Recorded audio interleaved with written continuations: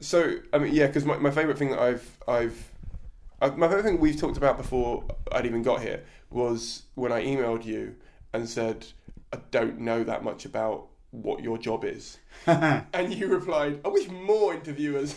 Yes, no, I do. I would love it if more people who were coming from a position of relative ignorance just admitted they were coming from a point of, and I mean this for myself as well. Like I'm one of those people who will sort of bluff that I saw something or know something and wait and hope that I pick it up in the course thing, and that doesn't benefit me. That means I spend the next 2 minutes of conversation trying to discern information that they'd happily give me as exposition. I think the word ignorance has got a bad rep. Yeah. So I don't like thinking about it as if I'm coming from a place of ignorance. I like to think of it as I want to learn. A place of curiosity. A place of that's better. I like that. So okay, let's start here then. How you're a script editor by trade. Yeah. And a writer, but a predominantly script editor? Yes, definitely. Just by virtue of my income, that would be true. Okay, fine. Yeah. What is that? Okay. Your own definition. So I define a script editor about 3 different ways because there isn't one.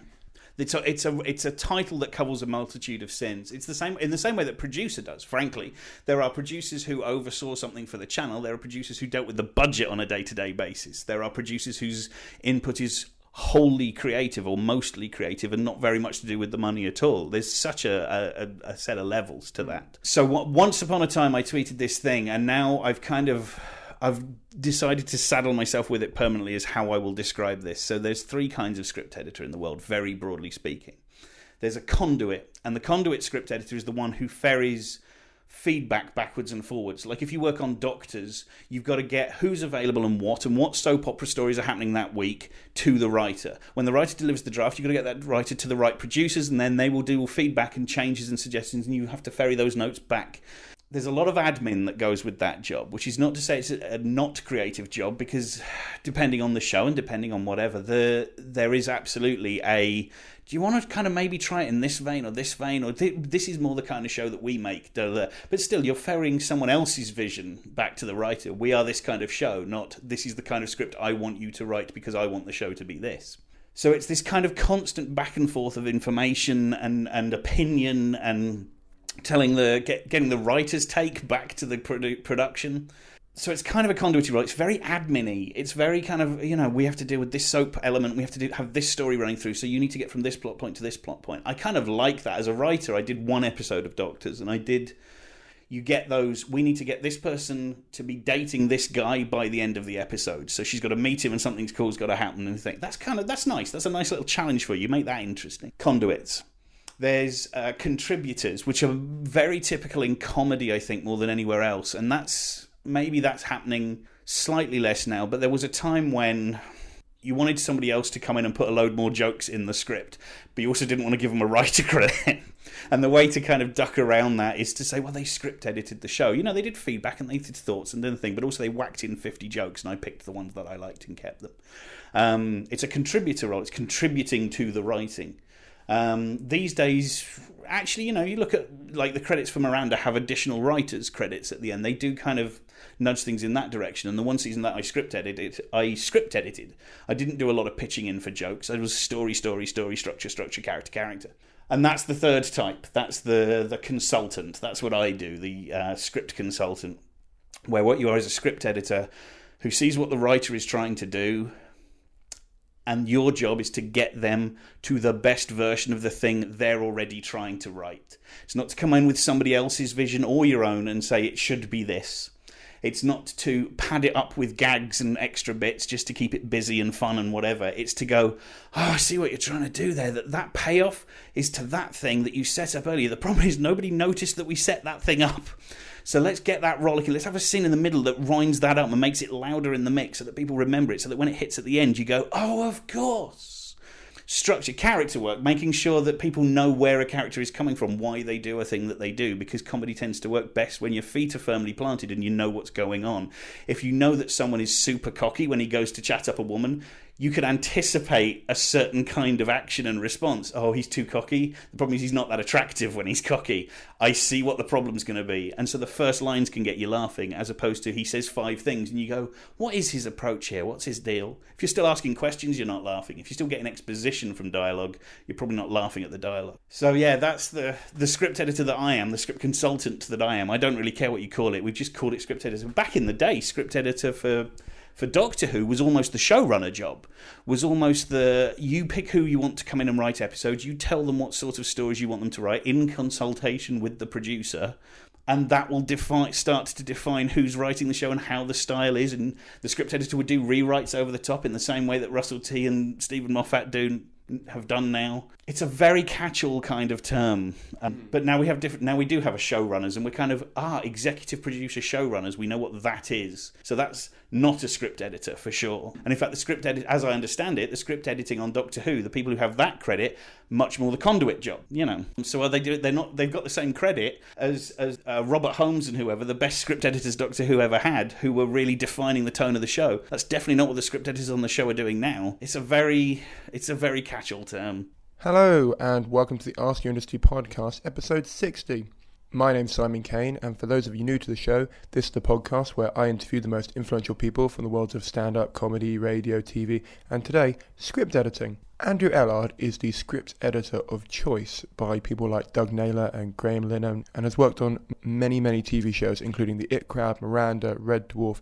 Now, love or hate these shows, they live or died on their scripts, and all of them did extremely well. I got him on to talk about how editing a script works and his story of going from someone who left university with a qualification that didn't really have practical applications to what he wanted to do, and then stumbled across a skill that he had that he didn't even know could be a job, and then made it his career, is amazing. You can draw amazing parallels between that and comedians that are on the circuit going around trying to find their voice. I really enjoyed talking to him, and I think anyone who is working on a script for anything, not just a sitcom, can learn loads from this interview and from him. You can contact him on his website if you have any work that you'd like to throw his way, and he's so amazing. He's really giving with his time and really giving with his feedback, which is how he managed to do so well in such a short space of time in this section of the industry. Before I hit play on the interview itself, I just want to say we're approaching our 2nd birthday, and I've just got back from the Edinburgh Fringe Festival, which is why my voice is a little croaky. Kind of lost it for a while, so that's why there's been a bit of a delay on podcast. But I just want to thank everyone who has supported this project in the last year, or in fact the last 2 years, to be honest. I will be doing a proper thank you in the episode that's nearest our birthday, but I just wanted to say that if you can support the podcast in the lead up to the 2nd birthday, please do. I put a post in the RC Industry Podcast Facebook group, which if you haven't joined, you should join. It's called RC Industry Podcast, and it's on Facebook, of course, trying to find more suggestions for perks for patrons, and 5 people donated nearly £30 via PayPal. All of them said they couldn't become patrons now, but they're going to try in the future.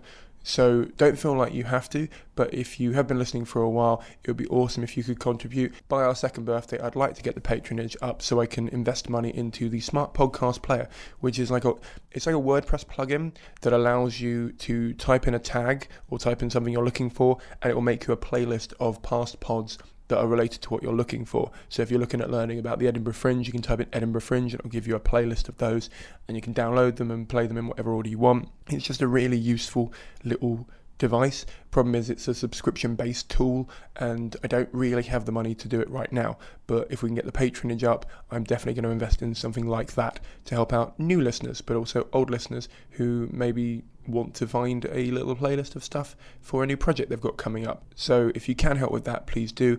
Any amount is awesome. But if you can't help out financially, just share an episode, join the Facebook group, leave us an iTunes review. Everything helps. That's all I'm going to say on that. Oh, there's one thing as well. This episode was recorded before Andrew's Blaps went live. Now, that, if you don't know what they are, that will make sense in the podcast itself. But if you'd like to watch them and support him, please do find the link in the show notes or on my website and give them a watch. They're really great. I was able to watch them before they went out, and I thought they were really, really well done. And I think that the bigger picture or the bigger project that he has in mind for them, which we go into in the episode, you can see developing really well. But it's a case of just needs to get the views up and get the positive feedback up so that the channel knows that people are watching. So if you can help him, please do. They're on the on-demand player. So now, without any more delays, this is Andrew Ellard. The more I'm going down the rabbit hole of TV, the more I'm finding out that the titles in it can be quite transient and overlapping. Absolutely. And it seems like... So my next question was going to be... Because I had Rob Popper on a few weeks ago. He was very cool, yeah. Oh, that's great. Yeah, I went to his IMDb before I got to him, because research. Mm-hmm. And he had so many different credits for different jobs. And I said to him, can we run through what all these are?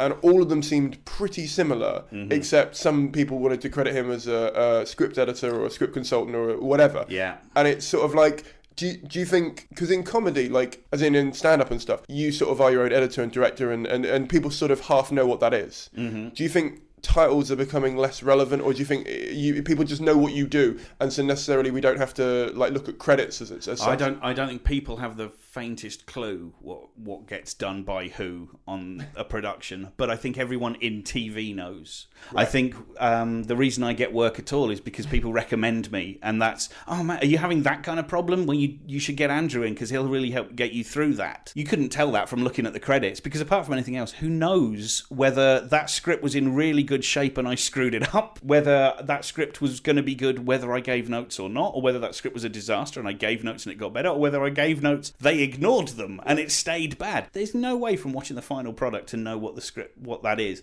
And then you get into, the terms being so blastedly nebulous. I wrote a little piece. I did a short film a few years ago called Future Inc., and I wrote a little piece on a website for it about somebody had described something within the film as coming from the imagination of the director. And I was like, well, I wrote it.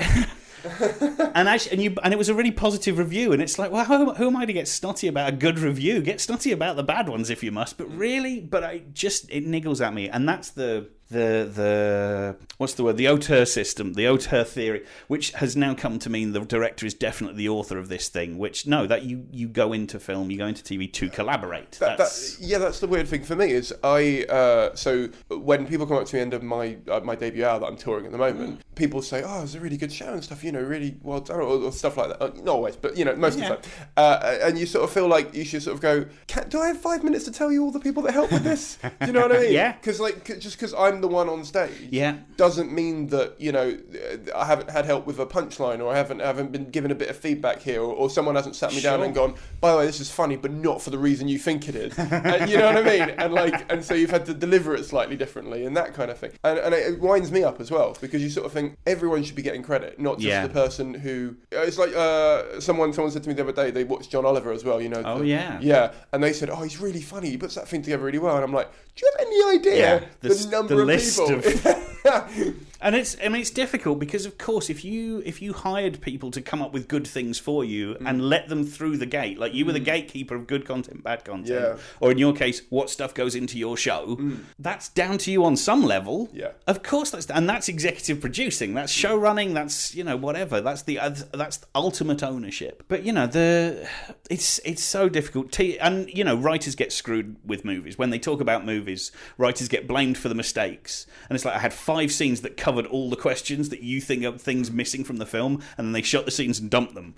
They cut them out in the edit, so what can I do? In telly, it's the other way around. Directors get absolutely screwed. They don't get anywhere near the compliments they deserve for making material work and for adding something to it, for elevating it. I can't remember what the question was. What was the question? I just asked how you were. Oh, yeah. Morning. It's morning. Morning. No, I was just asking about titles in TV. Oh, yes, of course. And I get it, because in normal jobs, quote unquote, everyone has a job title, and everyone kind of knows what admin assistant or receptionist or HR or whatever it is. And if you work somewhere, somebody says, oh, ask Jeff. Jeff knows. Yeah. It doesn't matter what Jeff's job title is. Yeah. It's just that Jeff knows. And within a workplace, and that's exactly how films and TV shows function for the most part, is you tend to know who to go with a particular problem, whether it's fixing a script, whether it's a costume choice, whether it's, whatever. It's that nobody credits at the end. You don't buy a biro and find the 25 people who were responsible for its design, implementation, factorying, and all of that kind of stuff, and I get sad. I get sad about particularly movie credits, because somebody might have written the best 10 jokes in the movie. They might have written the 3 best scenes and have no credit on the film whatsoever. But the caterers and the drivers are listed. That seems balmy to me, and it's all down to money. It's all down to, if you get a credit, you get this much, you get residuals and blah blah blah. And if you have to share it, you have to share the residuals. And there's an awful lot of, particularly in American movies, and so what you get is a load of writers fighting for other writers to not be credited so that they can have their lion's share and whatever, which is fair if you wrote the lion's share of the movie and that's how the profit splitting is done, but terrible in terms of representing how the film was actually made, which is to say credits don't really represent how something is actually made. So many of those recent Doctor Who's would have Russell or Stevens' names on just as a matter of course, because they came in and either through generosity or because of how the system works or how people were contracted, all sorts of reasons go into it. You can never be sure. And it's sometimes, I remember with The Doctor's Wife, the Doctor Who episode that Neil Gaiman wrote, there's a line in there where she bites him on the ear and she says, "I like biting, it's like kissing, only there's a winner." Which is a good joke. It's a joke from Jekyll. It's a joke Stephen Moffat wrote for Jekyll, which was, "I like murder, it's like sex, but there's a winner." Darker show, you understand? Yeah, I was going to say. But the point is, well, for sure, then you can track the ownership of that line back to the showrunner of the show rather than the writer credited on that episode. And if you can track that one publicly, how much stuff do you not know is going on? And the answer is loads, absolutely loads. It makes me very sad. I'd love to see some version of a system where the main writer can have the lion's share of the credit and whatever, but if you got 4 other people to write, so I like the additional material credits at the end of Miranda. At least there's an admission right there, front and centre. Her show, this team. Without these people, you don't get the script that you just saw. It is at least a good, honest admission of how the process has kind of worked, that there's an overriding writer and that there are contributing writers. But that's more for you and for the other writer, because as a member of if I was just a member of the public, yeah, credits are not anymore. They used to be a part of the thing, if you like. You know, I really liked, where I think of like Are You Being Served or something, where it used to sort of appear next to people, and then you'd have all the, you know what I mean? Yeah, but not the writers' names. No. But like at the end of the show, you'd have, you've been watching, and then in order, and then you'd have the actual names of people, and they'd make it, over the top of things, and it would feel more like something, or Only Fools and Horses, where it sort of felt like you were still watching the show rather than it was an add-on. Yes. And now it feels much more, like you said, it's more for business, for an add-on, where if you get the credit, you just get an extra share. So it's like PRS kind of thing. So like if it gets No, that's kind of true. I mean, I think what you're talking about though is feel of a show, and I think there has been a definite loss, because we do worry that everybody panics now that people will flip over the second the show is finished. Broadcast television is in a big panic, so it considers credits this thing that they are stuck with that they'd much rather not do. And already we've had a few shows that have gone out where you can find the credits online. We won't even put them on the end of the show. You could just click this link and go through to them. And the rest of the time, they make them so that they can be squeezed and truncated and shoved to the side of the screen, and something else can be promoted at you. So the credits are becoming... Yeah, no, I've seen that. Right? Yeah. And that I think is the real problem, because yes, you're right. They don't feel like they're part of the show now. On the last laugh, on the fade out, the show finished, and then somebody put a load of names up for contractual obligation reasons. And it's because channels are encouraging showmakers not to make the credits interesting. I've worked on show after show where we've tried to fight for end credit jokes, where you can have a scene that the credits play over the top of, but you can still see a scene happening, and they go, "Sorry, we need that real estate. We need that time to promote the next thing." Or like a joke name in something, or that kind of stuff. God, all those kind of like airplane-y Zucker Brothers gags that you would be. I remember The Simpsons whenever they did the Treehouse of Horror. They made all the names. Yeah, and the funny opening. That. I used to watch that all the way through. And that's the opening titles. You can still get away with a bit of that. The closing titles are sort of dead air now. But in your experience, that's the channel more than the production. Yeah, nobody's making the show thinking, "I'm really looking forward to my name being completely ignored at the end of this." Opening credits are becoming more and more important, which is why writers' credits and producers' credits are getting whacked on the fronts of shows, and then the crew are getting dumped at the end. Right. I do. I think it's a shame. I mean, I think it's a shame that we're losing a sense of theme tunes. And, you know, one of the things I love about HBO and even Netflix is they've said, you know what, you can have a title sequence if you like, and it can be a minute long. We don't even care. Game of Thrones' title sequence goes on and on and on, and it's like getting into the bath. It lowers you into the show. On the flip side, though, Netflix, when you get to the end of an episode of something, oh god, yeah, it immediately offers you the next episode rather than to sit through the rest of the credits. So this is the thing: binge watching has become a thing, Mm. and I'm trying to get someone on from Netflix at the moment to do this pod, but I really want it to be that if you are actively binge watching a show, so if you know you're going to watch, you know, like an hour or two worth of 20-minute or half an hour programs, they just get rid of the intro and outro, because I'd rather, if I'm binge watching it, I don't want to watch the intro 4 times in a row in that time. I'd rather get to the next episode. And that is what they do now. If you watch it on the digital TV we've got at home here, the next episode you watch will quite happily cut off the end. If you press the button, will cut off the end credits, cut off the previously ons, and drop you straight into the actual start of the episode. And it's... I mean, that's how people want to watch TV. I can't blame them for that. That makes complete sense, but... They're time poor. Yeah. Yeah, or close to be. Yeah. Yeah, well, we watch it till 4 a.m. and then say we just don't have the time to see anything. Yeah, exactly. But I get it. And no, so that's weird, because oh man, I'm a hypocrite, because I'm totally for that. No, I actually really want to just blow on to the next episode. But on the other hand, to be fair, when it comes to shows, I'm one of those people who gets Wikipedia out at the end and starts looking up all the people involved. So I might cut this. If I might send you a link to this, because I have a joke at the moment in my next show about how I was watching Fight Club and I thought I'd go out and live because it made me want to live, and I looked out the window and thought it looks really cold.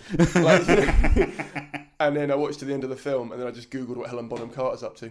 Oh, really? And I spent 2 hours on Wikipedia, and every time you can see, even people that have never seen that film, just sit there going, Yeah, that hurt. That's what that is. That is what that is happening, and I feel really good about it because I'm like, I'm not alone. Yeah. It's a pain in the arse, but what can you do? we're all creatures of habit, though, and I think that habit comes into it when you're watching TV, and I think I still can't work out whether it's on-demand players have started to make us act differently around content, or whether we have made that on-demand thing happen because they want to sell to more advertisers to make the show more viable. Well, it depends on who's on demand, because of course there's no adverts on Netflix. There's no... they are entirely subscription-driven. Yeah, but that's... Again, they're making money by making you watch other programs. Well, and absolutely, the quicker they get you to the next episode of something, that's another hit. It all drives up. Look how much interest there is. Look how much interest. If you get a credit on a TV show, you get more money than you would do if you didn't get the credit. I mean, I'm only talking about top level there. I'm talking about directors and writers. Once you get down to the costume designers and me, the script editor, there's no residuals for Andrew. Oh, you don't get residuals? No, not at all. Not at all. I was going to ask, because that sounded really interesting. So as a writer, you would, though? Yes, absolutely. I mean, everyone will tell you now, and I think it's broadly true, that the margins for those things have dropped and dropped and dropped. That it used to be that, you know, you could earn a living having made 20 good episodes of things, and that the repeat fees would keep bumbling in. But I think Graham tweeted the other day that he makes nothing on Father Ted being shown anymore, that there's just, you know, basically no gain for him in that at all. So there are limits to it, and that depends on both the actual rules of the industry. It also depends on the specific deal that you've done, blah blah blah blah blah. But no, for me, residuals are only relevant for... I think I got £2.46 from Bahrain for my episode of Doctors 3 years after it was shown here. Wow. So, you know. Well, this is the thing. So Spotify is that for musicians. Yeah. And I've got a few musician friends who are always saying, "Oh, I don't make any money from it," and I'm like, "Yeah, but for me, that's a discovery platform. If I discover music on that, and then I will support that artist by seeing them live." Yes. It's not the same for you, obviously, because if I like Red Dwarf, which I do, I'm not going to come and see you live. No. Plus I imagine you don't do that much. I'm dreadful live. Yeah. No, I don't do it. This has been heavily edited. To me, the drop in the residuals for you seem really odd to me, because it's even on Spotify. So I don't know if you know how it works, but on Spotify, if you 10 million people listen to Lady Gaga, a percentage of their cut will go to Lady Gaga, but it won't be done on the plays, it will be done on how much they've listened to. So a more efficient way of doing that would be to do it on an individual person listens to 5 tracks of Lady Gaga and maybe 200 tracks of U2, and this person's got awful taste, but they you know what I mean? And then that way each person gets a more accurate representation of the money that's being put in the pot, rather than it being an overall thing. Yeah. And I mean, do you know if Netflix works that way, or if I don't know if Netflix provide any ancillary at all. I'm not sure there's any follow-up. I don't know, and God, get somebody from Netflix on to talk, because they are deeply mysterious about it. In fact, one of the famous things about Netflix is that they don't put out their viewing figures. Nobody knows who's watching what. We know how many subscribers, I think, because they boast about a bump in numbers and all that kind of thing, and fair enough. But that's all you know. And that's, on the one hand, that's good for shows in that they don't panic that nobody's watching them so much. They don't worry about individual, but they are tracking drop-off. They're tracking, did people watch the first episode and then give up? Did people watch all the way to the end of the season? If they did, they probably want to come back for the next season. All that kind of data, which is stuff even the broadcasters don't have, because, all right, you might have got 2 million for each episode, you might, but who knows if that was the same 2 million? Who knows if that wasn't half of them dropping off and a new lot coming in at the same time? You can't be sure. So with Netflix, I mean, I assume they don't tell the production companies that they deal with how many people watch their show, which means that, of course, they can't give them residuals because of how many people watch their show, or any version of that. But what they do, as far as I can tell, is pay for the shows properly in the first place. There's less, look, we're not going to pay for the show properly, but you can make it up, because if a lot of people watch it, you'll see, there's none of that, or at least less of that. I mean, they are now starting to do co-pros and things, though. So there is look, if you make it for us and we'll make it exclusive to these territories, but you can sell it to a broadcaster in Australia, and that will, and that's about financing shows, which is not my area of expertise at all. I just read the same articles everybody else reads. So no, I don't think Netflix have that kind of thing going on. So, but earlier you said that the only reason you get work is because people recommend you. Do you know? I mean, the only person who's recommended you so far, that's not a negative point to yourself. It's just happens to be that most of I ask everyone at the end of the podcast who the most underrated person in the industry is. Oh. So you can think about that throughout the rest of this, because most people panic at that point. Oh God, yeah, that's going to be a thing. I know, right? But Graham Smith recommended you.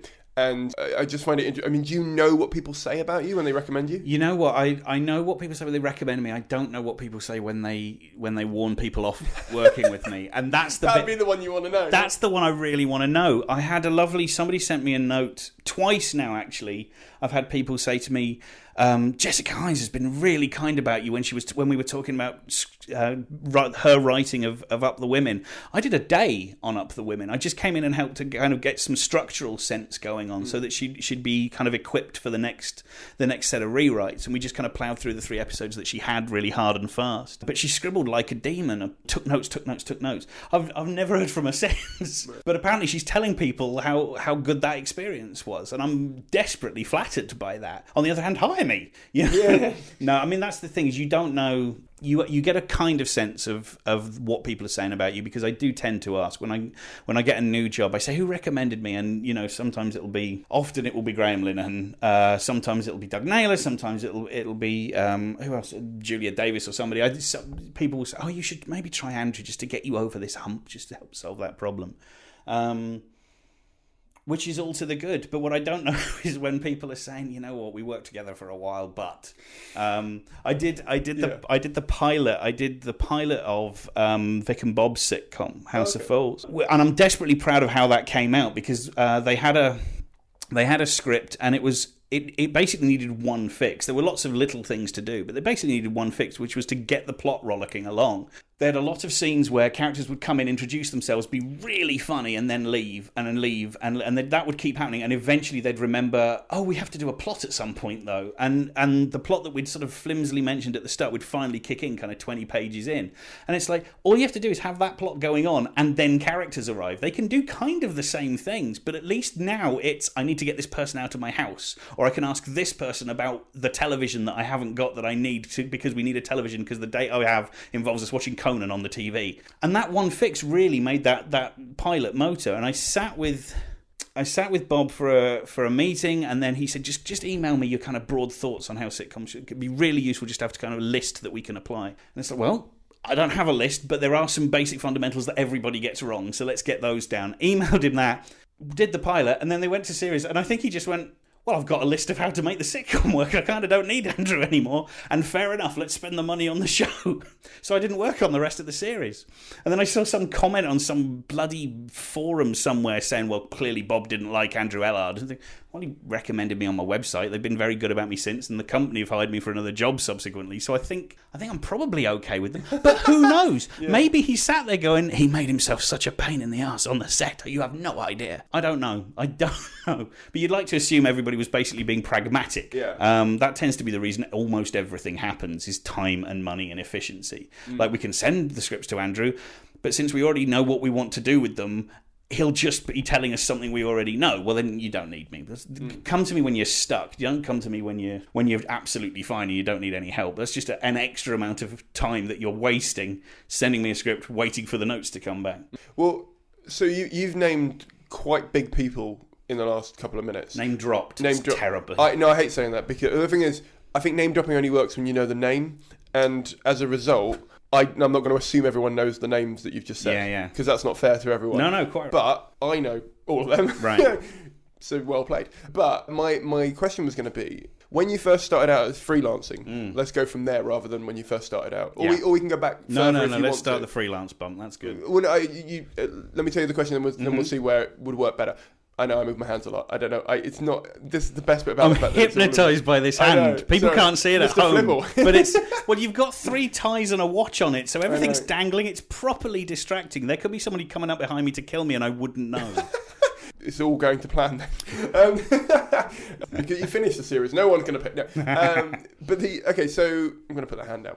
I'm going to sit on my hand for the rest of the pod. Man. If you imagine that, everyone, for some reason. So essentially, you've named some quite big people there. Now, when you were first starting freelancing, how far into your career were you? How many years? It's kind of a weird structural, like there's no structure to the career that I've got at all. I came out of university, I signed on and couldn't get a job because I got a master's degree in film, which is useful for very little. Even the people in the film industry know that doesn't really mean anything. I mean, well done in getting it and whatever, but it doesn't mean you've done it. It doesn't mean you suddenly know how to make movies and other people don't, or anything like that. It's I took that course because frankly I thought I could pass it. I wanted a degree, I wanted a master's, and I only did the master's because I felt like I'd fudged my way through my regular degree, passed it, done all right with it, but felt like now I knew how to do a degree, so I wanted another go. But you don't leave that with a sudden knowledge of how to make departments function and how to deliver a script to time and how to deal with rewrite notes. They don't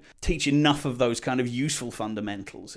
And also, to be fair, a lot of what I was doing was theoretical, it was film analysis. Anyway, so in looking for a job, I was doing the Red Dwarf Fan Club magazine. I was editing it and writing content for it and doing interviews with people. And just at that time, the Red Dwarf production company, Grant Naylor, were looking for someone to do their website. Didn't know anything about the internet at that point. Certainly couldn't code or anything like that. I said, no, we can got people to take care of that. What we need is someone to write content who knows the show that we don't have to teach the show to and will work for the lowest possible amount of money. And of course, comes back to money and being a postgrad. I mean, I know they were probably considering. In fact, I know they were considering writers who'd done actual journalism on Red Dwarf, people who'd worked for the Red Dwarf magazine and stuff. But it's like you can't make those guys sit in an office all week just writing the website. They'll be desperately underpaid for what their skill set is. I was a graduate with no income. It was exactly the right job. It was great, perfect. So I got to work for the production company, and I was there for 8 years. And in that time, I went from doing the website to looking after merchandise and stuff. So you start doing copy for the backs of things, and you start approving T-shirt designs and trading cards and all that kind of stuff. And in amongst all of that, the Red Dwarf DVDs were going on, which is sort of merchandise, but sort of creative, because there's documentaries on those DVDs. So I ended up directing almost all of the documentary content for all the bonus material for all of the DVDs, which was a really nice kind of use the skills that I'd got at college, but not in a way that's going to annoy anyone too much,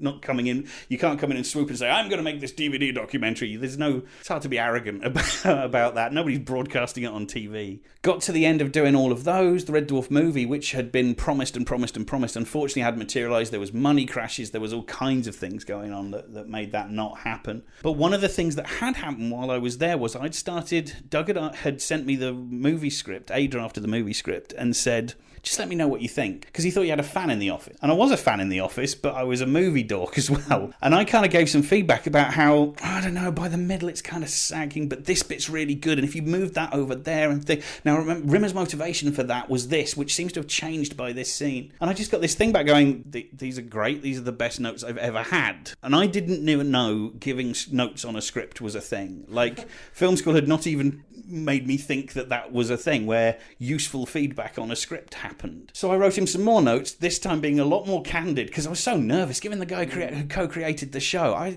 had the terror in me, and I suddenly realised, actually, telling truth to power, giving your honest feedback to them is the thing they appreciate, because you can live in the George Lucas castle where you can imagine no one dares say, George, all these characters are desperately wooden, and this is the 5th scene discussing trade negotiations on the Trot. We might be bored.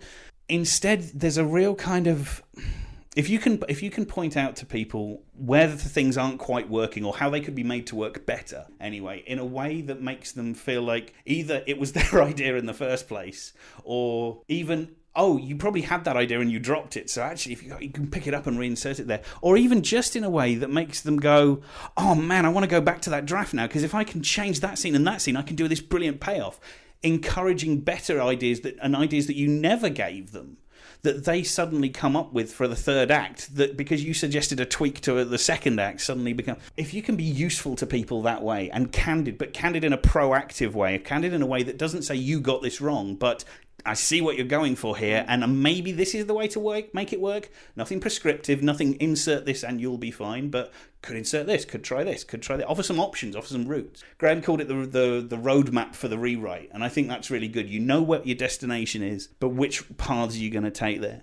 And doing that for Doug early on, I think crystallised in my head some manner of how I could do what I do, what I was doing for him usefully for other people. And bless him, he recommended me to Paul Jackson, who at that time was boss of comedy at ITV, and ITV were trying to get their comedy palette back up because they'd kind of stopped commissioning any, heartbreakingly. And Paul was very much reaching to old friends and familiar contacts and people he knew could deliver certain things. And Doug said, well, you want to get Andrew involved, actually. You should be really useful. So I weighed in on one show, and then they put me on a retainer to weigh in on basically everything they had in production for a while, which meant that my first year as an uncredited script editor working for ITV as a consultant, I was giving notes to... Oh, bless her, Caroline Ahern, to Guy Jenkin, to Jonathan Harvey, to a slew of writers who were just genuinely terrific. And sometimes I was doing it in person, and sometimes I was just doing it by email. I never met Caroline, and but in all cases, it bolstered that telling truth to power thing, because these were iconic comedy people. I was nuts for Drop the Dead Donkey. The idea that Guy Jenkins wandering around, even listening to me. I used to turn up to those read-throughs and sit next to the continuity person, the person with the stopwatch or whatever, just nervous that I shouldn't even be in this room. And getting over that was a big kind of... Because I was such a shy, awkward kid, and I'm still a shy, awkward adult, really. Getting over that was a huge kind of hurdle, but what a great way to intern. What a great way to figure out how to do this job. And so after about a year of doing that, maybe less, I went freelance, because that retainer at ITV, and this is why so much of your career planning isn't career planning, it's money, it's practicality. I had that little bit of money coming in from ITV, and between that and I said I'd carry on doing the Red Dwarf website, but just as a sort of set of updates. So I'd just write 2 stories a week or whatever and provide them and deal with them and make sure they went up and sort them out. So I had a little freelance money there, a little freelance on that, and that meant that I could go properly freelance. It meant I could work from home and do what I wanted with the rest of my time. And within a year, I was getting plenty of meetings. I had sitcoms in development. I was working for really good people. I came back and did Red Dwarf Back to Earth, but I came back and did that as a freelancer as opposed to a staffer. And that went, I think, almost immediately. I was then doing IT Crowd 4, and suddenly this kind of momentum thing had started where people started to recommend me around, and there was there was work coming in. I got approached rather than, having to kind of beg to get through a door. And it's been that way ever since, more or less. I can kind of, if I have the nerve to sit back and not do anything, something will turn up. There are several things that have come out of that. Firstly, I completely agree with... So, from doing this podcast, I've learnt that the big people that I get to talk to really don't want yes men around them. Or yes women, sorry. Yes people. Yes persons. Yes persons. They don't want... They don't want arseholes. They want constructive feedback on things, because without it, you can just, like I said before, I might think a joke's really funny, but it might be, but not in the way I think it is. Yeah. And you need to be told that. And you can be as self-aware as you think you are, but you can't fully judge it from the outside unless you're someone on the outside. Yes. And so I completely agree with that. I love the fact that you started something for fun, essentially, or part of something for fun, and it grew to something else, because most of the time people that listen to this come over or send me emails or send me tweets or whatever it is and say, oh, what's your end game with it? Or like, oh, I've got this really good idea, but how do you even finance what you're doing? Or, all this kind of stuff. And I'm like, well, once you've got the equipment, it's pretty low cost after that. Yeah. Especially if you're doing sort of a DIY job like what I'm doing. And I think, and opportunities come your way because you proved you can do it. And I think there's a sort of unifying group of people who are just making something because they want to, rather than waiting for permission to do it. Well, I did. Funnily enough, I had one of the first sitcoms I sold. While I was working at Grant Naylor, I did one episode of Doctors, and I found that kind of a bumpy ride.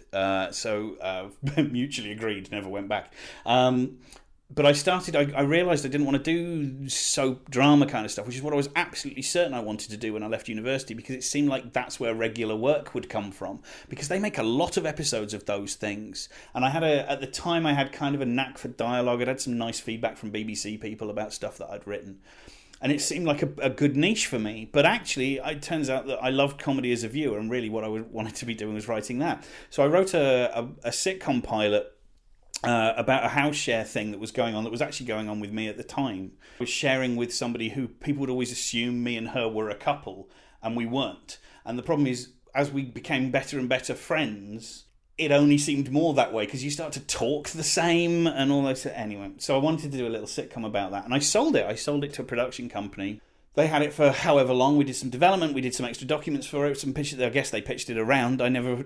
It never really went all the way. And then another production company showed interest in it, and I wrote 2 more episodes for it, unpaid, which I will try and put my foot down about that stuff, but when you're starting, you have to do something. But eventually that didn't happen either, and in fact I kind of retreated from that one, and eventually I was like, this thing's never going to get made. I love it, but I think I'm a better writer than when I came up for it, but I don't think I know how to write it better than this. So partly to promote myself and partly to draw a line under it, which is a weird simultaneous thing to do, I got some people in to record it audio. I begged some favours from an audio company at the Shepperton Studios who we'd worked with for Red Dwarf stuff, and sort of begged them, can I get a day? I'll pay, can I have a really cheap rate? And that was, it's on my website now. It's called I'm Not With Him, and it's actually very badly structured, and it shows exactly what you shouldn't do with a sitcom, which is 2 characters who are similar. That's the worst way to build a sitcom, is look how badly we're the same. But at the time it seemed like a really good idea, but they won't clash. You have to throw in an extra element to make them argue every week, as opposed to there's something inherent in the sitcom that makes them battle. Anyway. But it was a good experiment, and it meant that I got to direct Chris Barry and Hattie Hayridge for a day doing this thing. But it was so nice to actually be producing something, to be actually putting it out there. And you learn so much. You learn what you don't know how to do. You learn about ways to do things better. And for sure, as a writer, you finally, once it's recorded and down, and if you couldn't get any distance from it before, you sure as hell do once people start listening to it and going, well, this is... It's okay. And you start to hold yourself to account for all the things you should have held yourself to account for after the first draft. So for all sorts of reasons, but also it did get me sort of a lot of meetings and stuff, because at least I had a thing to show. I already finished this. The show's basically ready to go. I did some photo art to go with it, and it just looked like you were maybe actually productive, as opposed to someone they would have to coax productiveness out of. Yeah, totally. Sorry, I was the reason I looked quite not bemused but interested as to what you were saying, because I'm writing a sitcom at the moment, much like every comedian who has a podcast, and I did one of the things in it. Oh, I mean, it's not a pitch, but one of the things. Go on, we're here now. Well, no, it's it's in a social media agency, and the idea is that everyone in it, except for the guy who runs it and the intern, don't want to be there. Yeah. They all have like a comedian or a musician or whatever, and every week there's a different pitch, and they all basically go away, and instead of working as a team, they work on something that would play to their strengths outside rather than inside. Right. And I've written in a new character to it, which I really like, who is based on a character who's in the actual writing office I'm in at the moment. Right. She does not know how beautifully mental she is.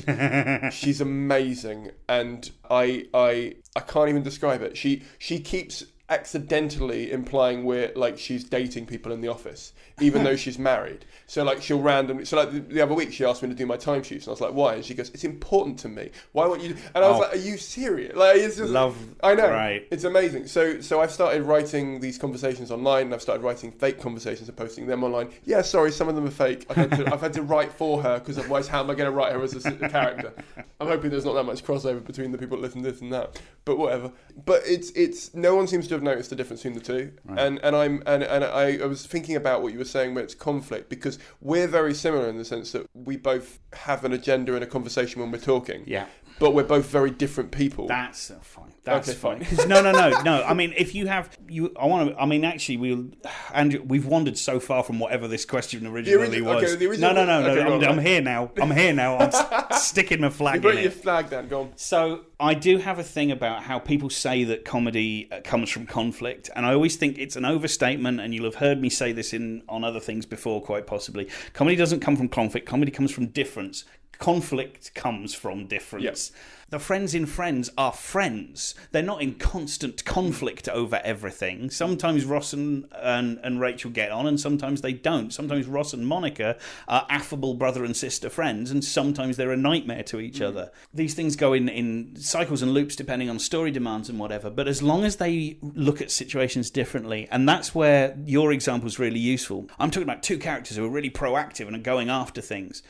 That's the kind of common ground that is going to be comedically useful, because they're both going to want something. As long as they want a different thing out of the end of the conversation, every time, then you're fine. That's going to be fine. It's if they all want the same outcome that you're in a bind. This is why the friends in Friends can't spend the whole episode sat there talking about how important friendship is, because they all agree on that, and there's no laughs in that scene. Well, the thing I like about what I'm writing is my mum's very passive aggressive, and as a result, I've had 29 years of learning how to write passive aggressive conversation. Right. And I know in offices, people have to sort of be passive aggressive because they don't want to have an awkward encounter, but they also want to push their point forward. Yeah. So every character in it is amazingly passive aggressive, except for one who doesn't give a shit because they're freelancing. Okay. And as a result, I'm having a lot of fun sort of having them go, oh, maybe we could do a song. And like, yeah, we could do a song, but how about a jingle instead of instead of a jingle, a poem? And like, well, then the trick is going to be making sure they've got different types of passive aggression. Oh yeah, no. They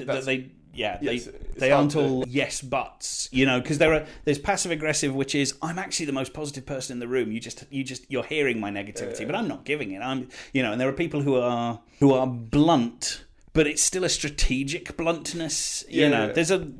I'm basically, whenever I have a conversation with someone who is being passive aggressive, I hate that in people. But I'll sit down afterwards and write down the way they did it, because so for example, I'm trying to write one of the characters that always will send you their notes in email. Like, they will never confront persons in real life, but they will go, maybe we should do it this way. Send, and they're like, I'm done. Right. You know what I mean? That kind of thing. And then there's another one who genuinely will just walk over and just sort of go, if you've got 5 minutes to have a chat, have a powwow. That kind of bullshit. And it's so much fun to sort of look at the phraseologies you can chuck in there every so often. Like offices have their own sort of catchphrases. Oh yes. That I think I'm playing to a lot, which is fun, because I think, first of all, it's relatable, but second of all, it's sort of, I like the idea of the takeaway quotes, like in the in-betweeners, where you're like, that's wankers and all that kind of stuff. So. I think that individual language stuff's really important. I've always struggled with it a bit, because it's something you have to invent from the floor up. Oh yeah.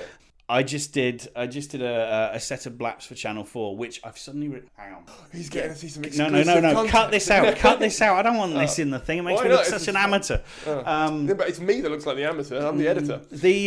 Oh, yeah, no. If this is still in here, it's an editing error. I want that down on the record.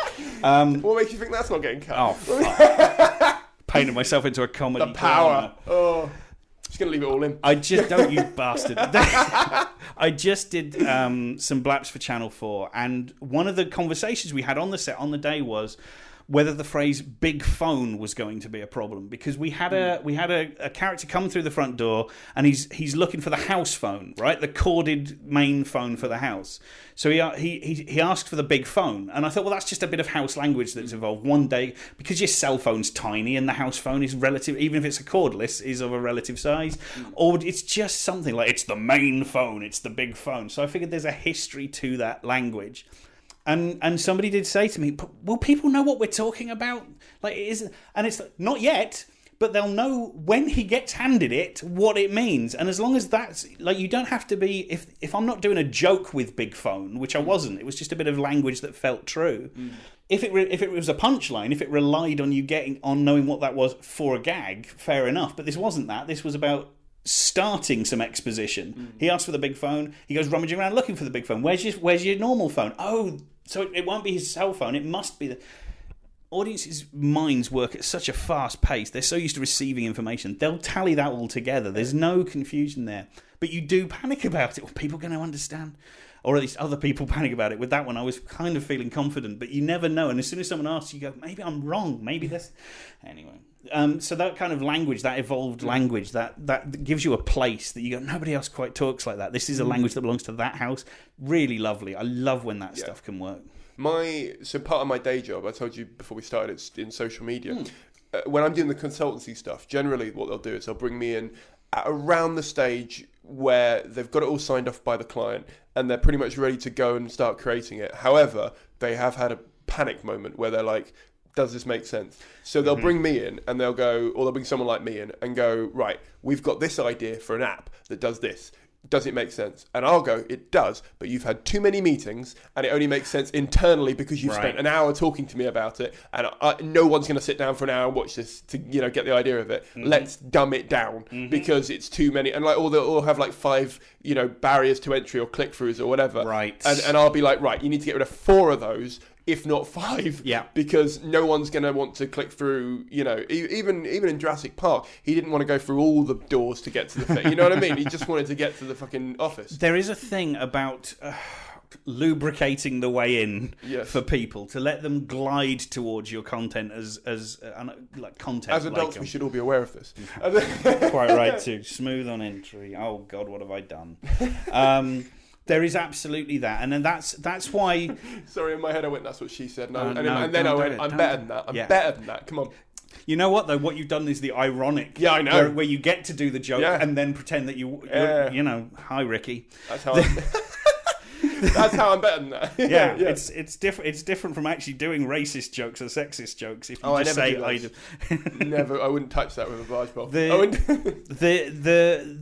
The thing you want to do is you want people to grasp it as quickly as possible, and that's true for everything. And that's why I have the thing online that I keep linking to it like it's some kind of guru thing. But 7 lines from Friends, where you just look at the first 7 lines of the pilot of Friends. Yes, I saw your interview on this with the BBC. Yeah, right. And I just think it's one of the most useful things to realise is, oh man, I grasped those characters really quickly. Why did I grasp those characters really quickly?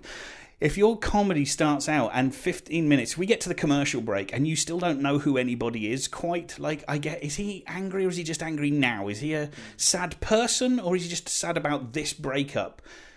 Tune me into the person, help me find the 5 lines of dialogue that make you go, oh, he's like this. They can get thicker and denser, you'll build more on top of it.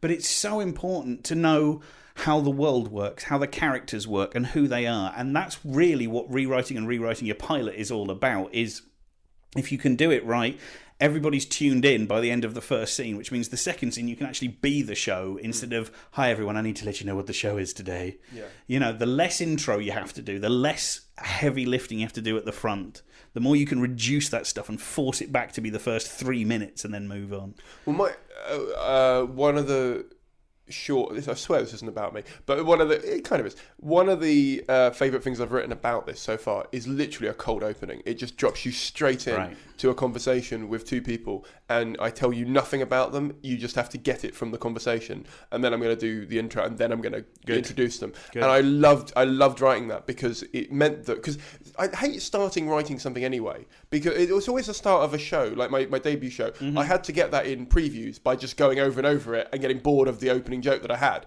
because I couldn't find it. Because how do you start?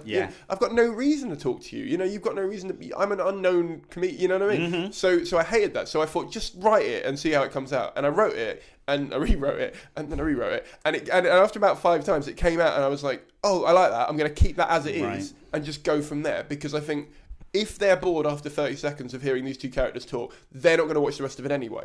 So I don't care about those people. Graham Linehan said on Twitter the other week, and this came out of the writing of the latest series of Cal Arthur, actually. You write it, you plough all the way through to the end, and once you get to the end, you know what your beginning should have been.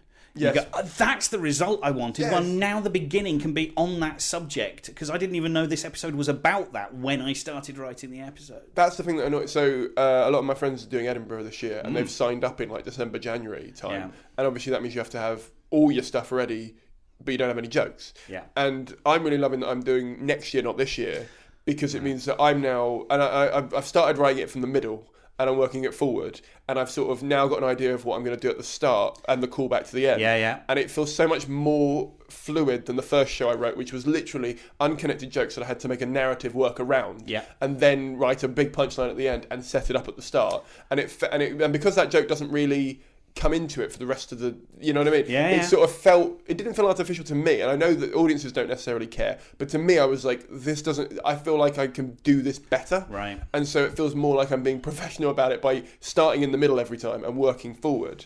And I think that's what lacks in some online sitcoms that I've seen, in that it looks like they've had an idea that could be a Vine, and then they've dragged it out to 20 minutes. I absolutely think. I mean, also, why are you making 20-minute videos for the internet? I mean, that just seems like a crazy. Okay, then stop it. What is it? But then it depends on the content. It does depend. On the content. Of course, it depends on the content, but more often than not.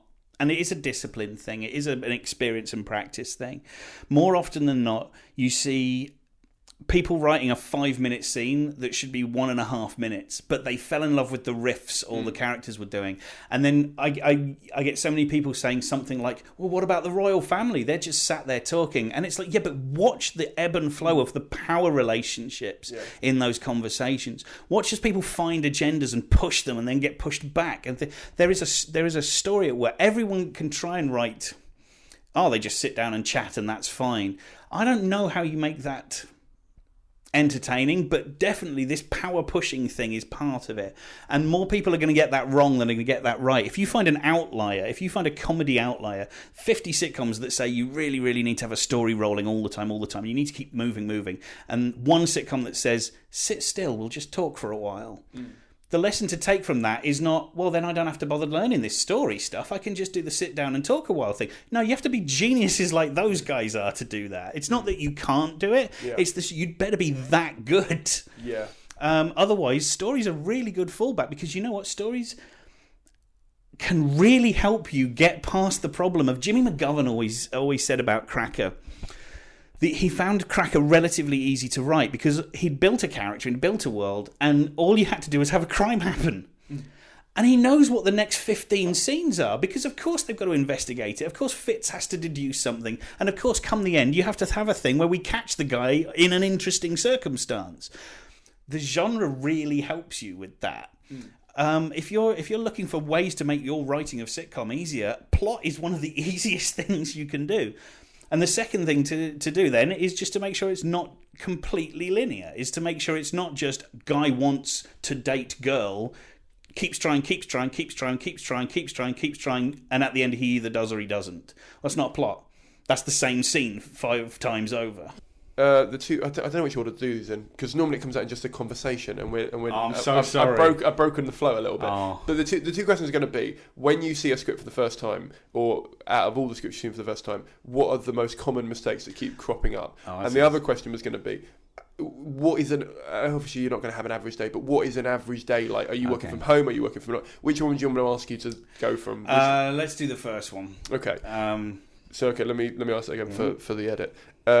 So you've seen a lot of scripts. I mean, what are the most common mistakes or trends in mistakes that you see from either new writers or established writers? Are there different trends? With new writers, it's always the same things. They absolutely have underthought the premise of the show. They've fallen in love with one quickie idea and not realised that it wouldn't sustain 6 episodes, much less 5 seasons of 6 episodes. They've almost always fallen in love with their characters talking to the point where they've forgotten that their characters have to do things at some point. So they keep riffing and riffing and riffing and riffing and riffing, and eventually you're like, I'm 16 pages in and literally nothing has happened. And worse yet, they're agreeing with each other for all 16 pages and just making fun of each other a bit. This mistaken assumption that you and your pals hanging out, that's the funniest thing you can imagine. It's probably not. Yeah. So that's really awful. Just a narrative block in general. People get very hung up on, I'm going to introduce one character, then the next, then the next, then the next. And once I've met everybody, I can start telling my show. Well, you're on page 20. We're near the end of the damn show. Get on with it. There's no reason not to have the plot going while you're meeting the characters. There's an irksome, true but problematic note that you see a lot, which is try writing the second episode of the show rather than the first. Easily said, but you haven't written the first one yet, so you haven't got them on their feet and talking enough to write the second episode. So you start writing episode 2, and the same thing happens. Everyone comes in and introduces themselves. What should really happen is go and write the first episode just for yourself and don't show it to anybody, then immediately start writing episode 2, and that's the one you present to people. But people don't want to do that. They want to get to the end, type the end, and then put it in the email to somebody.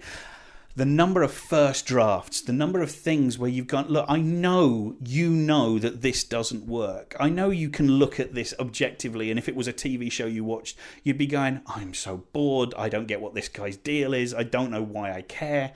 All the stuff that you would hold against any other show, you somehow can't get wood for the trees about it. And I always say, when people ask me for notes, when new writers ask me for notes, one of my standard replies is, look, you can hire me for notes. I'm available and you can pay for it and whatever. But just think about whether what you really want to do is just put it in a drawer for 6 months, go and write something else. Because unless you're on a deadline, unless you need to have this script ready for something, and God knows people are winding up, I've got to get it in for a competition, it's in 4 weeks. Well, you're contacting me now. But all right. But for the most part, you'd be so much better off shoving it in a drawer, forgetting about it for 6 months, pulling it out and going, what the hell was I thinking? Because you'll read it again, you'll have enough distance. And that's a lot of what a script editor's job is, really, is to give you those 6 months for free. Or at least for a fee, is to give you those 6 months quickly and concisely. Right, we skip ahead. Pretend you've got some perspective. I'm your perspective. Here's what's wrong with it. Oh man, I should have known. With prose, mostly, actually, what you get is that they've fallen in love with all the good pieces and glued them together, but they haven't yet, in their first passes, it's still quite ramshackle, that the joins between scenes and like this character was excited in this scene and now they're bored and you haven't given me, well, yeah, but that scene came from a different version and that's all good. Although what they're really showing you is, this is what I want the show to be. How does this stuff all join up in the best possible way and have a lovely through line and all that stuff? And you help them excavate all of that. So that's, yeah, those are the normal things. Those are the everyday. I do feel like I should have a stock email that when people ask for notes, the first thing I should do is just, here's the checklist. I don't believe in checklists. I don't think every single script has to do every single thing. But I'm willing to bet that you haven't checked whether your character actually has a strong want. They want this thing. Well, no, they're just a regular guy hanging out. You wrote your main guy as a regular guy. I always remember that when they were making The Hobbit, Peter Jackson, Martin Freeman, I think, asked, how do you want me to play the Hobbit? How do you want him to feel? Oh, like he's English, a full English character. And he went, well, I don't know how to play that. I'm a full English actor. What's the difference between me and all the other? Like, that's not a character note. Yeah. Britishness in itself is not a character, particularly right now. Look at the shades of Britishness right now. you have to give people things to hang on to. What is they? Do they want fame? Do they want money? Do they? David Brent wants fame. David Brent wants attention and fame. Basil Fawlty kind of wants a quiet life and to be in charge and to be more upper class than he is. Yeah. Those clear wants, those clear desires, and then you give them a personality that can't possibly allow that to happen. That's the central shape of basically every good sitcom lead ever. Is that Chandler wants love. He's got the kind of personality that drives women away. Perfect. Yeah, Rimmer wants to be a officer, but he's never going to make that. Never going to. Lister wants to get back. Well, Lister wants to get back to Earth, but it's just not possible. He's not. He's got the drive, but he hasn't got the like. He's not a space hero enough to find a way to solve his own problem. Yeah. But also, he's built of irony. He's built of this is the last example of humanity. This guy. That's part of the joke. Built-in ironies. Basil Fawlty running a hotel is a built-in irony. He doesn't like people. He has to deal with them all day, every day. Speaking of all day, every day, like, what does every day look like for you? Like, what is beautiful? I know, right? I was like, it's like proper radio. This was amazing. Thank you. What does like an average day look? I mean, obviously, no one has an average day in this industry. But what would you? I'm an average script notes day goes one of two ways. Either I get up, I get in the bath with a script and a red pen. So There's bath water. It's not, there is bath water. Getting in the bath. It's not just habitual. I have found this weird visual. By the way, I have found this device that goes over the overflow pipe that lets you fill the bathtub all the way to the top, so it stays warm for longer. Oh, nice. And god, that's been a lifesaver. But I go and do my notes in the bath. Somebody's twice this year. People have emailed me saying, "Could I come and do work experience with you? Could I just like observe you for a day and you doing your job?" And it's like, you really don't want to see it. It's not very pretty. So now I get in the bath with my script and my red pen, and it's printed out, and I go through it actually quite slowly and methodically. So a half-hour script will take an hour to go through, piece by piece, and you scribble all your thoughts as you go down in the margins or whatever, and then I put it aside, and I make sure I have a break in the middle. So there is a chunk of time then where I will do admin, I will do job emails, agents, and all that kind of stuff, or I will fuck about on a video game or something and just kind of clear my head of it and let what I actually thought about that script beyond the things I scribbled in the margins actually trickle through, because a lot of time that's when the solutions turn up. Okay, so we know that scene didn't work. Why didn't it work, and how do you fix it? I don't know. And then halfway through, it just needs to be set at night because that changes that setting completely, and da-da-da-da-da-da. And then in the afternoon, I'm on a treadmill desk. I've got a desk with a treadmill under it because I had a bad back a few years ago. So to solve that, I need to do a lot of walking. And I'm never going to go outdoors because I hate the outdoors. That's where all the things that bite you live. So it's nice to be on the same page on that one. I can't abide it. I've got a step. Perfect. They're amazing. Yeah. So I walk, and I walk for however long it is, 3-4 hours. It usually takes me 4 hours to do a set of notes on a half-hour script because I'm a slow typist and an ugly typist as well. I never learned to type properly. So that gets finished. That gets emailed off.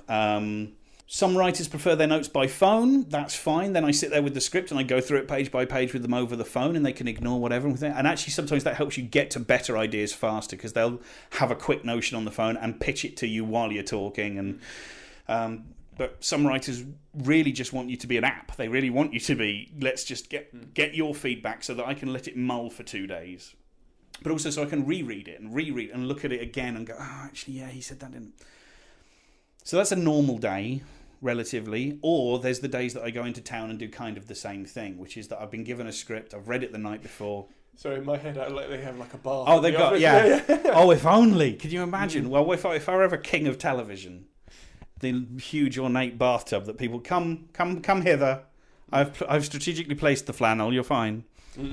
And sit in a workroom for a day, and that's how we did Chewing Gum Series 1, and that's how a lot of the kind of first off pilots and things where you go in and do a day in the office with the people, and sometimes the producers want to observe that and make sure things aren't going in a terrible direction.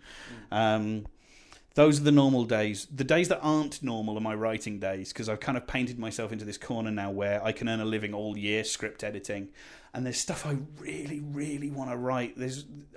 I'm desperately keen to do 3 or 4 things, and I never get the time because instead I'm paying the bills, and I'm starting to drive myself crazy about that. Who script edits you then? That's a very good question. Is it, No, it's a very good question because because obviously, I mean, you're going to be good at what you do, but like we said, you can't be 100%. It's like asking a hairdresser to cut their own hair. Absolutely, Do you know it what is. I mean? Yeah. Oh, I would never have recorded that. I'm not with him. That thing I recorded, I'd never have recorded it if I'd noticed that both characters being the same character is a problem.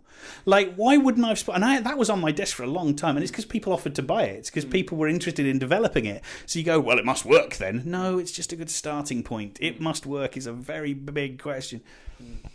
So I haven't yet worked with a script editor that I love, but I've worked with a lot of development producers who I have really enjoyed. Like I did some stuff for CPL a little while ago, and the development person there's amazing. So I don't know. My problem is I now don't write unless somebody's paying me to write, which means I have to pitch something really good first. Yeah. And you still have to work up pitches for free for nothing, and I'm earning a living one way, and it's a real problem, and I feel like I'm coming towards some sort of life crisis nexus, and it may be related to the fact that I turned 40 a couple of weeks ago, but I'm suddenly aware that all this stuff that I really wanted to write, I'm not writing, because instead I'm earning a pretty decent living doing the thing that I'm doing, and at some point I think I'm going to have to say, right, we're going to be on our uppers for 6 months, we're not going to earn a lot of money, the takeaways are cancelled, we're going to have to not do a lot of stuff. But at the end of it, I'll have 2 scripts for 2 shows that I can take away and start shopping around. It's so weird. It's when I was in a full-time job, I still found it relatively easy to go home in the evenings and weekends and write half-hour scripts to have features even. As soon as I was dealing with scripts all day as part of my working day, I can't do that in the evening anymore. I can't bring myself enough now with the scripts. Yeah. So no, I need to start being a lot stricter with myself, or at least a bit more daring with myself. I've fallen into a very comfy niche.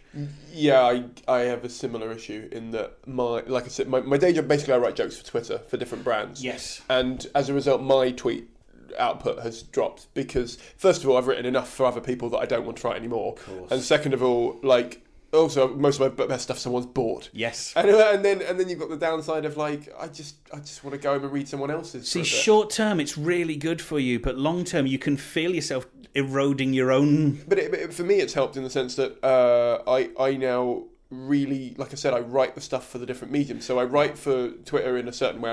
I make stuff for YouTube in a certain way, and my live stuff doesn't really translate to either of those things. Good. So I quite like that.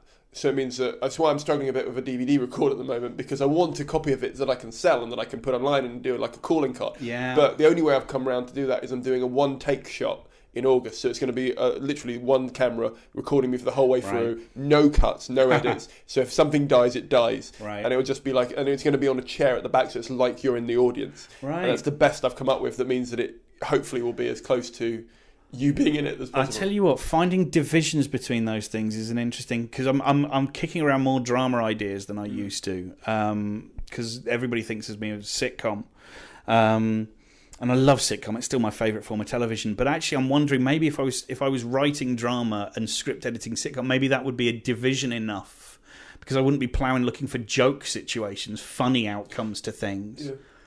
That's a thinker. That's a way to look at it. I find routine helps me a bit. So if I set myself, because everything comes down to routine when you look at what you're doing as a habit and a hobby and stuff. So I find if I want to start a new project, so like I started a video blog recently called There's No Plan B, and it's all about trying to literally take comedy being more seriously and trying to go full time as myself in this kind of thing. And by saying to myself, well, every 2 weeks I'm going to put it out, I now carry my camera with me everywhere. Not as if everything's interesting, but in the sense that I'd rather get more footage than I need. Yes. And then edit it down. And like the last time I had about, I think it was 6 hours, and I got it down to 18 minutes, which is, a lot of it was crap, I'll be honest, right? But it was learning how to use the camera as well. That was coming in handy. But if you've set yourself that thing of, because you'll hate yourself for not delivering it. Every time I miss it. That's really important. I think that's the thing that's useful, is finding ways to hold yourself to hate yourself. Hold yourself to account. Because if you say, I really want to get a script written by the end of July, and you don't, it doesn't matter. Like, it really doesn't matter. Did you work? Yes. Did you pay the bills? Yeah. Have you been on this? Sorry, there's a I didn't mean to interrupt you, but there's a website. I can't remember the name of it, but I'll find it for you if you're interested. Where it's I love stakes in things, right? As in, like, if you make a stake, and what you do is you pledge to donate money to a charity or a cause that you hate, right? And if you don't achieve your target, it will take the money out of your account. Yes, I had heard something about that. So, like, you can go, I will give £500 to the BNP if I don't make this script by this time. Wow. And it's so good. That's actually very good. It really gets you motivated. Oh, that's a good idea. Because that is the problem. And I do think that you really hate yourself the next day if you don't get it. I've not missed a deadline yet. Well, I now I'm thinking about it. The tweet notes, because the tweet notes take me an hour or two to do, because it takes about an hour to write them and post them, and it takes about another hour of feedback and because I like the conversation that comes after it as much as I like.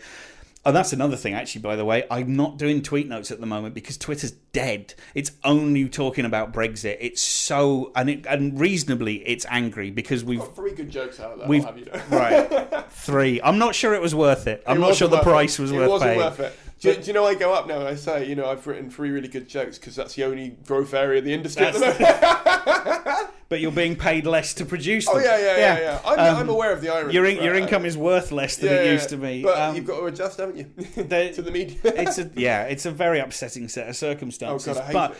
But I really want to do my tweet notes on Warcraft, the Warcraft movie, but I already know that me shoving up my opinion of Warcraft in the middle of this argument that's going on, you might as well not be there. Usually if we posted, people should ask questions because I'm doing this podcast. All right, nobody's interested in me. That's one possibility. The other possibility is the Brexit conversation is so loud at the moment, nobody really wants to. Usually things that I would get a huge response to or a decent response to, nothing. Yep. The tide is moving so fast. The flow of that is so fast, and it's so full of two arguments, two sides of one argument, actually. Anyway, but one of the things I have found is if I tweet, I'm going to be looking at doing tweet notes on this film next Thursday, and I tweet that 3 times over the course of the week before, I will absolutely provide it. If I haven't tweeted that, I keep nudging it and nudging it and nudging it down the schedule. Do you have Hootsuite? No. Get that. It schedules tweets. So what I do is if I want to do a deadline thing and I'm counting down to it, like, new video out in 2 days, I put it in. Right. So when I log into Twitter and I go to my notifications, you have a few people starring or whatever, you go, people are waiting. Yeah, people are waiting. People are waiting. Person is waiting. Right, okay, these are the final quickfire questions. Right, they're quickfire for me. You take as long as you like to answer them. What is, actually, you've already kind of answered this one, but what is the most interesting thing you do that nobody ever gets to see? Oh, script editing. Yeah, because nobody ever knows. Who is the most underrated person in the TV industry? Actually, you know what? I'm going to say Jason Hazley and Joel Morris, the comedy co-writer. I mean, they're kind of well known within the industry as brilliantly funny people. But they're always behind somebody else. I feel like they write a load of great stuff for Charlie Brooker, and everyone goes, "That's Charlie Brooker's great stuff." And don't get me wrong, Charlie Brooker's amazing. But I feel like they're doing really good stuff all the time, and I don't hear anyone mention their names. And I feel like they're a pair of names that should be mentioned. What is the biggest problem in the TV industry, and how would you go about solving it? Working for free, is being asked to do development and work for free. Oh man, we really like this idea that you pitched. Could you go away and just turn it into a full-on pitch document? We did like the pitch document. We had some thoughts. Could you go away and just write us a first draft of a script? Could you just write us a half hour? Yeah, we quite like the half hour, but we don't think it's ready to take to the channels yet. Could you just do some rewrites on it before? The amount of times writers are asked to do the thing that they do professionally for nothing. And I get that that's because, channels are playing for fewer half hours and fewer scripts, and production companies have had to suck that up, so now they're trying to find ways to develop, which is cheaper and the thing. But you sort of have to find the time to hold your nerve. Like, everyone does a bit for free to show goodwill, but if you're writing full half hours all the time prescriptively to someone else's, by all means go and write your own specs for free. That's exactly how it's supposed to work. But this thing of being asked to do work for very little, for nothing often, on the chance of hope. Because what you will find is, if you say, I tell you what, you said you loved this idea and you were really behind it, so we won't do, we've done 2 drafts, we won't do another rewrite unless you pay for that rewrite. If they won't pay for the rewrite, they didn't love it that much. Like, it's a really clear sign of how They were willing to develop it for free on the off chance that you suddenly made it exactly what somebody wanted because it didn't cost them anything. If it cost them something, you know where their intention really is. Yeah, totally. Do you have any advice for someone who's writing a pitch? For writing a pitch, get it all up front. Get it very clear in your head what the main character's big problems are, whoever they are. If it's around one character, then them. If it's the British Empire or whatever, or if it's an ensemble piece, then all of them. But know what their problems are, and then when you pitch the comedy, don't say, where it's set, or don't give a fucking character biography. This guy went to school for this age, then he went to university. Nobody cares. Tell me who he is in that scene and why him getting into that lift with those people turns into a funny scene. I know why George Costanza getting into a crowded lift gets funny really quickly, because there's something about how he's going to react to being nudged and jostled and feeling uncomfortable. Or being short, even in a lift situation with you can if you can see the rest of the scene because the first bit was really clear.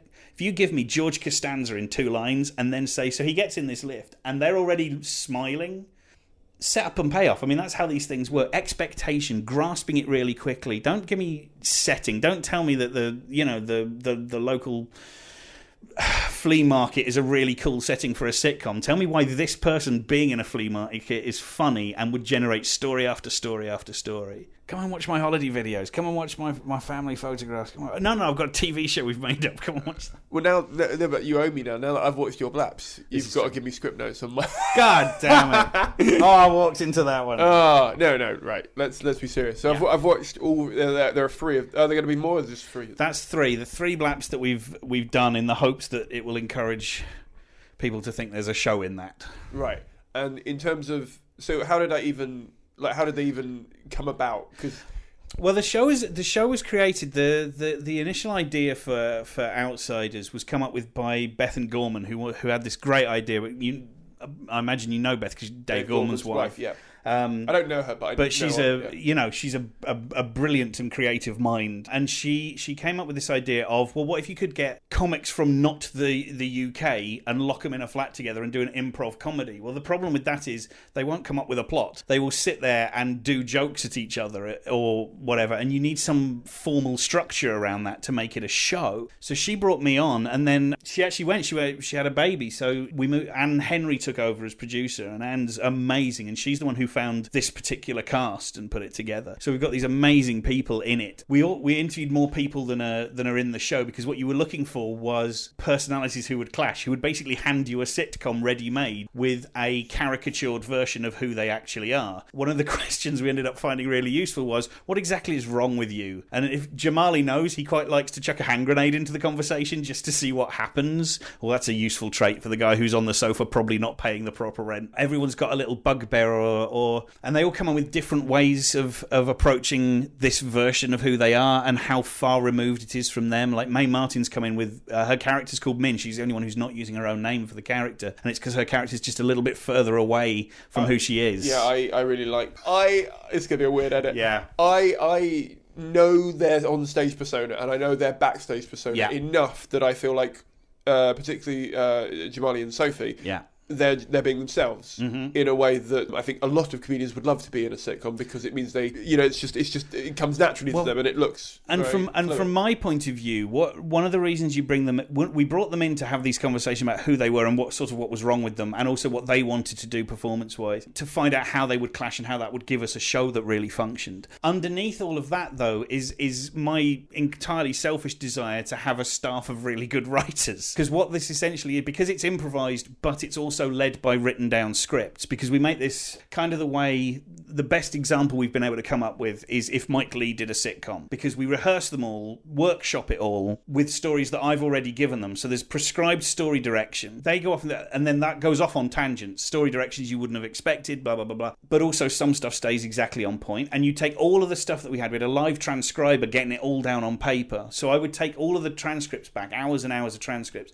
and find the kind of the 6-minute drive drafts that would really work, using that material, writing bits of my own stuff, and then that goes back to them, and hopefully that's dialogue that they're doing that they believe they would say, because we wrote it down the way they said it the first time for the most part. But it's very structured, it's very ordered, and it means that everybody's throwing in jokes. It's almost like having an individual writer for each character. I think we only moved one line from one character to another character, and even then the punchline on it was different. Well, the third one in particular was my favourite out of all of them. Right. Because it felt more like, and I don't feel like I've got to know the characters any more than I would have done if I just watched that first, if that makes sense. Right. What I liked about it was they were all having different conversations that were linked somehow. Yeah. And so as a result, at the end, I can say the end line because it's not going to help anyone or to get rid of anything. When Jamali just goes, "I've got a new room," right? That hit with me, and I really liked the fact that brought together about 4 conversations. I mean, that third one for sure is linked by theme. That one is everybody gets mugged and they react differently to it, and they get mugged in a manner that is befitting their character. Yeah. It's a way of exploring all of that, and then yes, you want to get to a finish that sort of ties everybody's threads together. Yeah. That to me that's an A, B and C plot, but it's an A, B, C plot of 5 minutes, and it's very rare to try and do 3 plots in 5 minutes. So I guess what it is I've desperately tried to apply sitcom logics to all of this, and I don't mean sitcom in the pejorative sense of, oh god, that's such a sitcom idea, but literally the idea of a satisfying story where you get the beginning, middle and end, where you push characters through something a bit. It's really hard to do in 5 minutes, and they get more ambitious. So the first one's mostly on one topic, although there are sort of 2 stories running simultaneously, but by the time that you get to that third one, almost everyone's got something going on, and you try and pull it together at the end. But the fact that it feels like it works in 5 minutes is maybe the thing that feels least like a sitcom, because sitcoms are half an hour long. We watch them and they're 20 minutes. American sitcoms are 20 minutes, and maybe that will work against us. My worry is that everyone will go, well, this kind of works as 5 minute shorts. No, I want to do half hours. This is the whole built thing is designed to make it half hours. I don't want it to be an online thing, but that's where we've got to start. This is the way of pitching the show and pitching the characters and the world. So someone else had the concept. Yeah. You got the cast on board that kind of fit the concept. Yeah, and they improvised your plot essentially, because as much as we're not having got anyone in the cast, they don't do plots, they do jokes. Yeah. So I mean, is it a case of you just let them have free reign? How is it even mine at all? Well, no, not just that. It's a good question. Not just that. I mean, do you say to them, right, the end joke's this, the start bit's this, work your way towards that? That's what the scripts are for, because and in fact we had one story of the 3 that kind of collapsed as we tried it, because they weren't taking to it in quite the way that I wanted to, because they didn't feel it was true for bits of their character and whatever. And so we started, and that was with the visa form and stuff. So we started kind of guiding it. All right, we'll have an argument about that. Well, hang on, what if Jamali comes in? And you start these little what if questions, and you find where the connections are. You find what influence one thing will have on another. So while they're just enjoying riffing on the moment, making fun of each other and doing the things that they do, I'm sat one step back going, oh, this could be the worst possible time for this to happen. Like, if you're trying to fill out your visa form, the idea that Jamali, of all people, that character is trying to help you do that form, he's the worst person, because he just thinks this is a laugh. It's your actual visa, and he's just having a laugh with it. And you suddenly, well, hang on, that means I know exactly how Yasmin's going to feel about that, because her thing is, can we not organise things properly, please? Can we not do things the way they're supposed to be done? She gets that there are stakes. He doesn't care that there are stakes. All right, well, how do you get him to shut up? What's people's motive? And all of this came out of bits of improv, but also a lot of the writing on that one was their separate pieces of interrogating Jamali's history and ethnicity and whatever, which is, boy, howdy, so contemporary now in a way we never expect. And then I take it all back to the hovel and try to turn it into a script, and you suddenly realise if you move that bit there and that bit there, it becomes a motivated action and a set of choices, and we have to stop him ruining her life, you know. So it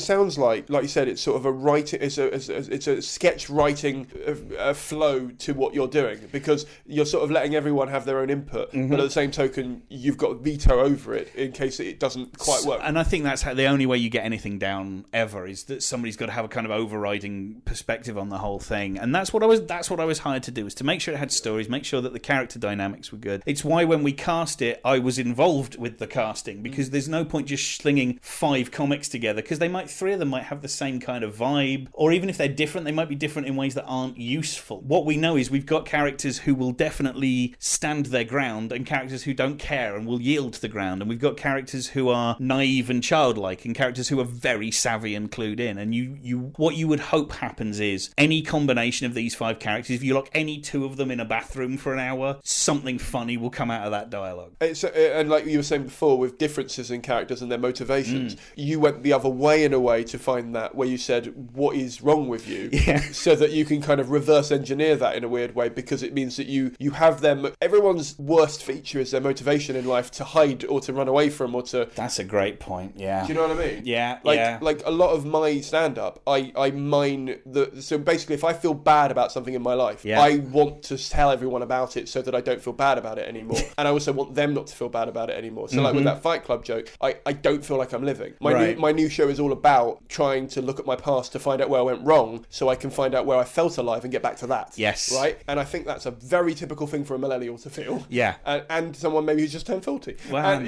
But it's that if you start with the thing, I can reverse engineer a joke that way, in that I go, right, I'm not living. What's the thing that everyone relates to living? What's the thing? Go that way. Whereas it feels like you went, right, what is their what's their thing that would drive them to, and then when, like you said with Jamali, where his thing is like he just likes to throw grenades into conversations. Well, that is his trait, where he's like, you know, he knows that he does that, and it's not a good thing for conversation. So you sort of go that and go backwards and go, right, who is the worst person to have a grenade being thrown at them right now? Absolutely. A Canadian trying to come to England. Yeah. There's also something really nice about the fact that if he's someone who pretends that nothing matters, who acts like, oh, it's just your visa, what do I care? If it's, you know, that there's stakes to nothing. Getting that guy wound up about something he takes too seriously, because he doesn't take nothing seriously.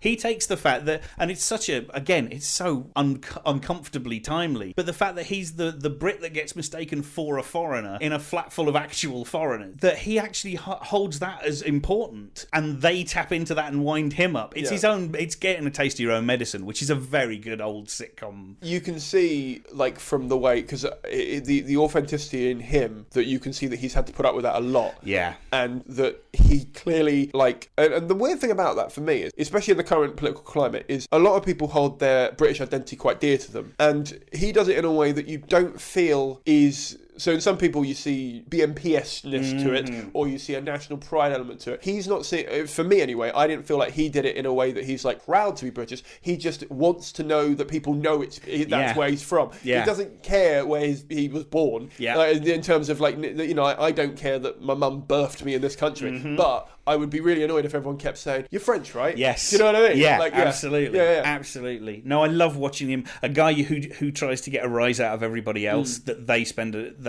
second half of the episode trying to get a rise out of him. Yeah. I love those pivots, those switches. It's like Sophie going for the gun when she's somebody who's just told you that she's definitely anti-gun, and it's no way to make a point, and it's no way to get something done, and so she grabs one and uses it because she'd rather win the argument than morally win the argument. Yeah. Totally. I like that. I'm hoping that those things are going to come across. That was Andrew. As you can tell, I got really animated in that. I'm really excited, not only to see his Blaps before anyone else, but also that I'm writing a sitcom, and I'm excited about that project. And I'll actually link to the Facebook group for that writing project. It's called Simon and Amy's Conversations. It will make sense if you click through the link. You'll understand why that's the name of the group. But I really liked how honest he was, and how humble he was, and how self-aware he was of the first project he did and why it went wrong, and how he learnt from his mistakes, and how people in power don't just want yes men, and just everything he said really resonated with me in so many different ways. So I can't thank him enough. If you would like to support him, please do go and look at his Blaps. They are linked on my show notes or in the pod notes, or you can find them on the on-demand player. Just type in Comedy Blaps into Google. I'm sure they'll come up. If you want to talk to him, his website is andrewellard.com. And if you have any work that you would like help with, or scripts you'd like editing, he is the man to go to. As I said before, if you can become a patron from as little as $1 an episode or month, you can put a cap on it. It's not a problem. Every little bit helps. I'd really like to get that over $100, if I'm honest, by the end of the second year. So about a third of the way there now. So if you've been listening for a while and you can support us, if you can support me and the project in general, that'd be amazing. I'm putting all the money basically straight back in. It's just essentially stopping me from having such a shortfall on my own financial input for this. So if you can help, please do. If you can't help out financially, I totally get it. It's the end of the Fringe. We've all spent loads of money, and I understand it. I'm directing this mainly at comics, but if you're a audience member as well and you've gone to the Fringe, I imagine you've spent quite a lot of money, and you might not have money to donate. Get that as well. Totally understand. But if you can share the episode with a friend who might be interested, that'd be great. Just let me know you've done it. I'd love to thank you. It's not bragging, by the way. If you're worried about sending me a link to a tweet or just DMing me on something and saying, hey, by the way, I've shared this, it's not bragging. It's just letting me know that this happened so that I can thank you for doing it. I don't mind you doing that. You don't have to tag me in it if you don't want to, but just let me know it's happened. So, yeah. Any and all support is greatly appreciated. I can't thank you all enough. This project lives and dies on the audience, and you guys have been amazing. I can't be more thankful. So thank you very much for listening. Thank you very much for donating if you do.